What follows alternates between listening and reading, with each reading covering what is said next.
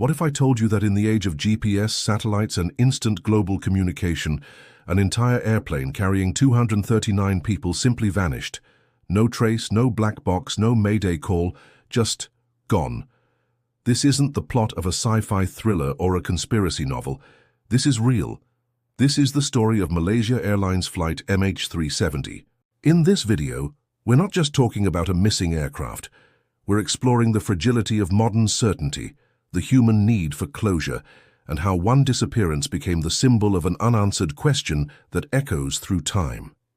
This isn't a lecture, it's a journey, a story you and I will unravel together, not with the promise of resolution, but with the invitation to ask better questions. So let's start from the very beginning. It was just another routine flight. That's how every great mystery begins, right? Flight MH370 was scheduled to travel from Kuala Lumpur, Malaysia, to Beijing, China, a route so ordinary, it ran daily. The crew was experienced, the weather was fine, the systems all checked out. Everything was textbook. The plane took off at 12:41 a.m. local time on March 8, 2014. Less than an hour later, it disappeared. It didn't crash, it didn't explode, it simply stopped communicating.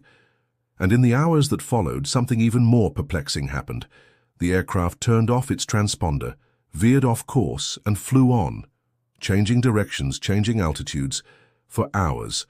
Now here's the part where your brain probably does a little flip, because if a commercial airliner can just switch off from radar and go off-grid for hours, what else don't we know about the systems we trust every day? Think about that. Imagine you're in that cabin.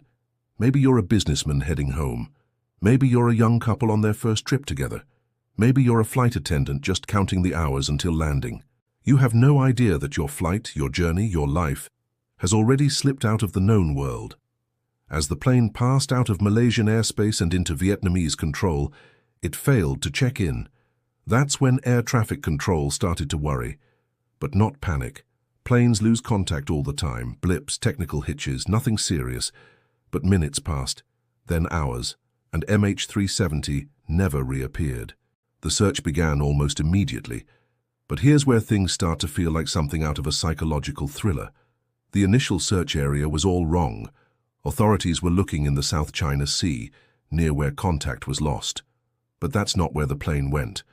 Thanks to satellite handshakes, automatic pings between the aircraft and a communications satellite, we learned that MH370 had traveled in the complete opposite direction, into the vast Indian Ocean.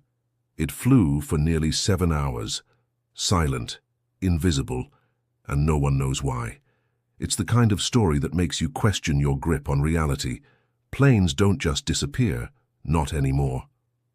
Not with 21st century tech, not with satellite tracking, air traffic logs, radar transponders, passenger manifests, black boxes. And yet, here's the part that might hit you hardest. Families waited, for hours, then days, then weeks. And when no wreckage was found, many refused to believe it had crashed. Some still don't. The mind has a way of rejecting what it cannot comprehend. And the world. The world was left clinging to fragments of information, speculation and theories. Some people blame the pilots. Others suspect a hijacking. Some believe in a mechanical failure. A few even talk about military intervention or worse, deliberate obfuscation by governments. But at the heart of all this mystery is something simpler and scarier. We don't know. We still don't know. And that uncertainty, it's haunting, because humans crave answers. We don't deal well with open loops, and MH370 is the biggest open loop in modern aviation history. As news broke across the globe, the world reacted with a mix of disbelief and fascination. How can a Boeing 777 just vanish? People asked on social media. Journalists scrambled. Experts debated. Families waited by their phones, watching press conferences, where officials offered vague updates with shaky confidence. Meanwhile, search crews combed thousands of square kilometers of ocean, an area so vast, so remote, that it boggles the mind. Think about it. The southern Indian Ocean is one of the most isolated stretches of water on Earth. Stormy, deep, empty. The kind of place that swallows secrets. It took 16 months, yes months, before any confirmed debris from MH370 was found. A flaperon from the wing washed up on the shores of Réunion Island, thousands of miles from where the search began. Just one piece of a puzzle that remains mostly unsolved, and the discovery didn't bring peace. It brought more questions, because finding one piece doesn't tell you why. It doesn't explain how a plane ended up so far off course or what happened in those final hours. It doesn't bring closure to the people who still wake up at night wondering what their loved ones experienced during those last minutes in the sky. What did they see? What did they feel? Did they know? And here's where things get even more uncomfortable. Some people think we already know more than we're being told. There are whispers of radar data not shared, of satellite logs kept secret, of governments protecting their own interests. Could someone be hiding something? It's not just conspiracy theorists asking that question. Former aviation professionals, military analysts, even some involved in the search, have raised eyebrows at how certain information was handled or not handled by authorities. Which makes you wonder, when truth is this elusive and institutions this murky, what else might be going on behind the scenes? The vanishing of MH370 exposed more than just a gap in our aviation systems. It revealed how fragile our assumptions are, how quickly technology can fail us, and how much we still rely on human judgment, fallible, emotional, imperfect human judgment in moments of crisis. This was not just an accident. It was a rupture in our collective faith, and the effects are still rippling today. Because in that moment, when a jetliner disappeared without explanation, the world saw something chilling reflected back at us. For all our progress, we are still in many ways flying blind. To understand how something like this could happen, we need to look not just at what we know, but at what we thought we knew. Because the disappearance of Flight MH370 shattered a kind of modern myth, that in a world of surveillance and data, we are always visible.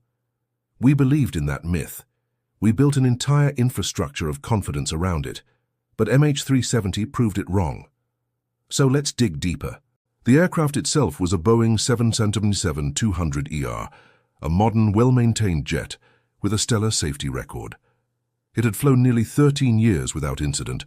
Its pilots were experienced, especially Captain Zahari Ahmad Shah, who had over 18,000 hours of flight time. He was respected, calm, and known for his passion for aviation. Yet that's exactly where suspicion first turned. You see, the plane's disappearance wasn't chaotic. It wasn't random. It followed a strange, deliberate path. After losing contact with air traffic control, MH370 made a sharp turn westward, back across the Malaysian peninsula. Then it zigzagged north, then south again, eventually disappearing off the edge of civilian radar coverage.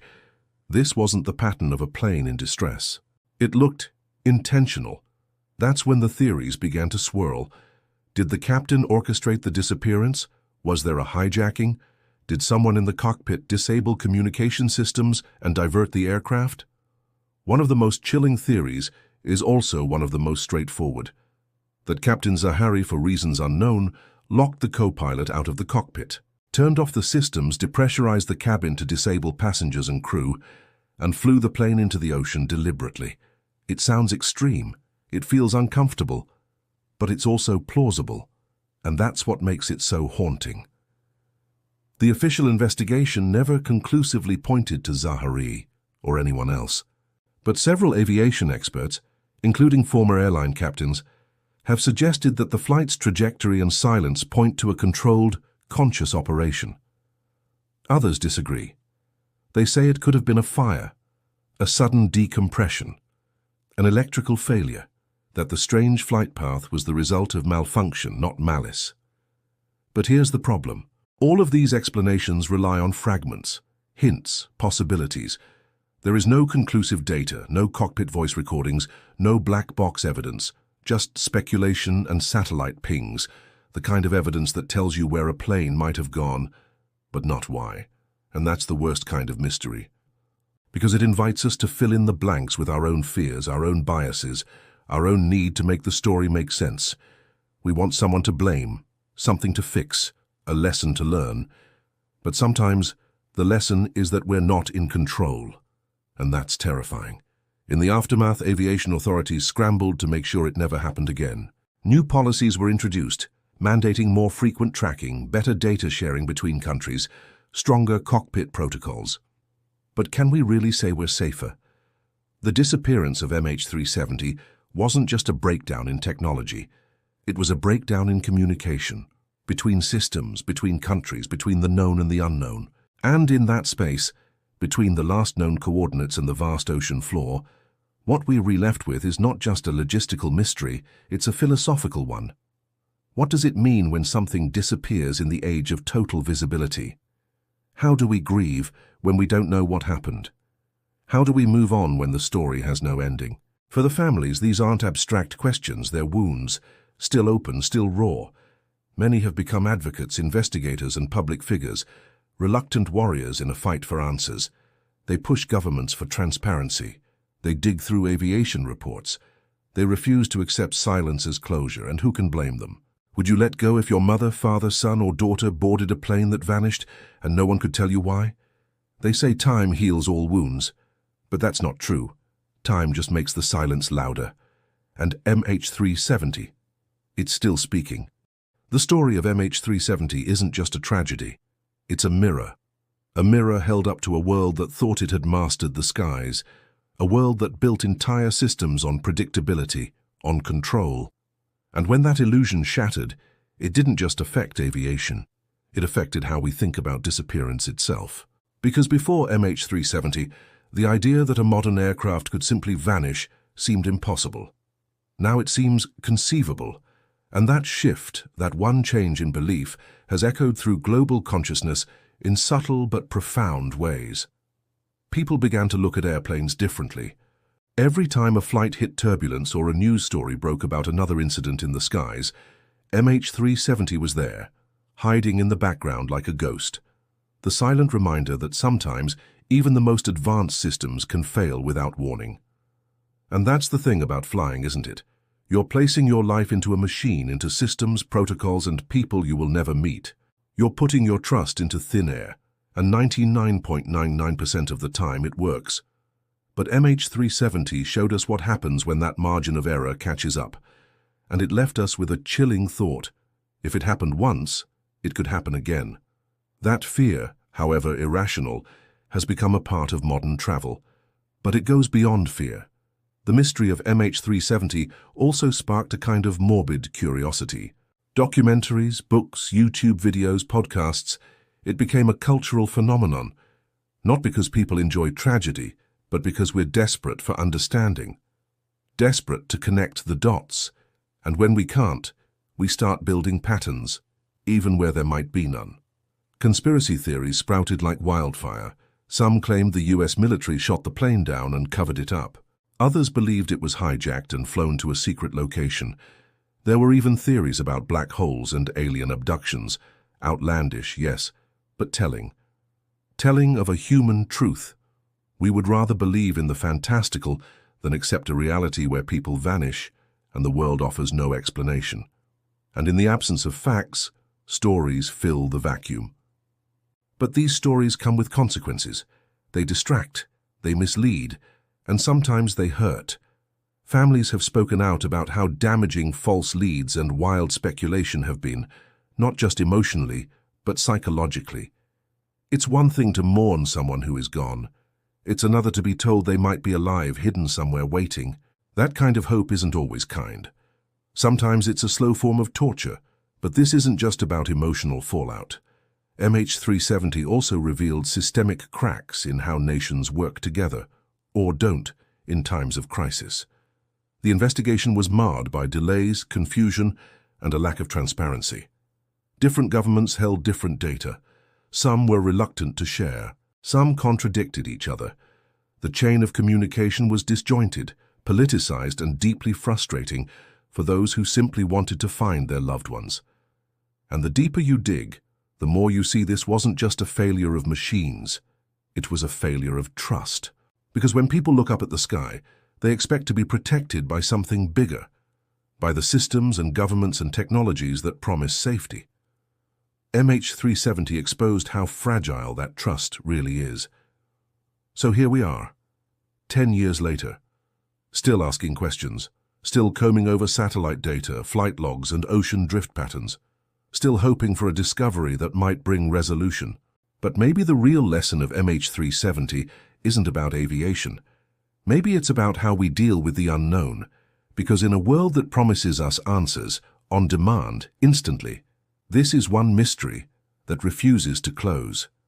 And it's teaching us something we forgot in our age of convenience, that sometimes there are no easy answers, and sometimes the silence speaks the loudest. And now we reach the final part of the journey, not the end of the story because that hasn't arrived yet, but the part where we pause, where we breathe, and try to understand what all of this has meant. Because MH370 didn't just disappear from radar, it disappeared from the collective narrative of certainty we've built our modern world upon. We live in an age of data, an age where your phone knows where you are at every moment, where satellites map the surface of Mars, where governments track everything from financial transactions to meteor showers. And yet, a 200-ton aircraft carrying 239 people left no trace but whispers and shadows. In the years since, we've found only a few confirmed pieces of the wreckage: the flaperon in Réunion, a piece of wing in Tanzania, more debris on beaches in Mozambique and Madagascar, tiny fragments of a much bigger question. But those fragments are not closure. They're reminders. Reminders that for all our pride in precision, we are still humbled by nature, by human error, by the possibility that sometimes, despite everything, things fall through the cracks. And yet there's something strangely human about that. Because isn't that what life is in the end? A series of questions we're all trying to answer. Why do things happen? Where do people go? What becomes of the plans we make when the sky turns silent? For the families of MH370, this isn't just philosophy. It's daily life. They still fight, they still search, they still light candles and hold vigils and wear hope like armor. And maybe that's the most powerful part of this story. Not the disappearance, but the persistence, the refusal to let the world forget, the demand for answers, even when the world has moved on. The courage to say we will not accept silence. And maybe that's what we should take from this.